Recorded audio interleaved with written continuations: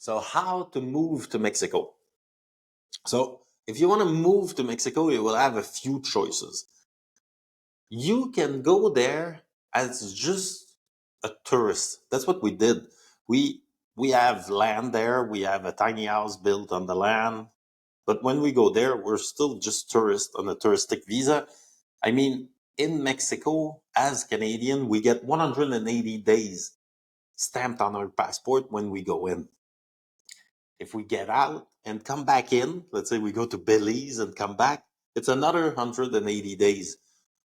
That's quite simple. So we just chose to do it on a touristic visa, but there are limitations. First, you have to get out and get in, get out and get in. So that can be a limitation. It's not for us because we have to go out and in often anyway.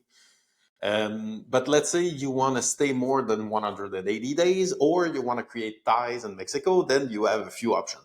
The temporary residence is one where you will just talk to an immigration lawyer, just find it through contacts, go to the coffee and ask around. They will know an immigration lawyer. So temporary residence is one, and then permanent residence is another.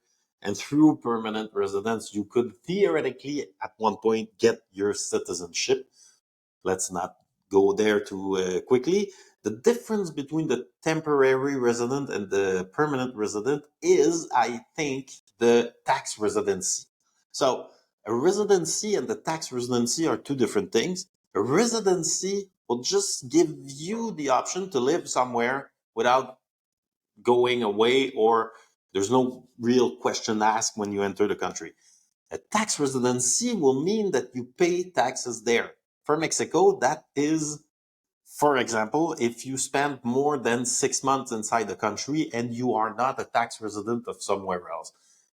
The whole residency visa thing is like a whole world and it changes from time to time. And I'm not an expert, but just so you know, we do it on a touristic visa, and you can move to Mexico on a touristic visa just as long as you're willing to get out every 6 months.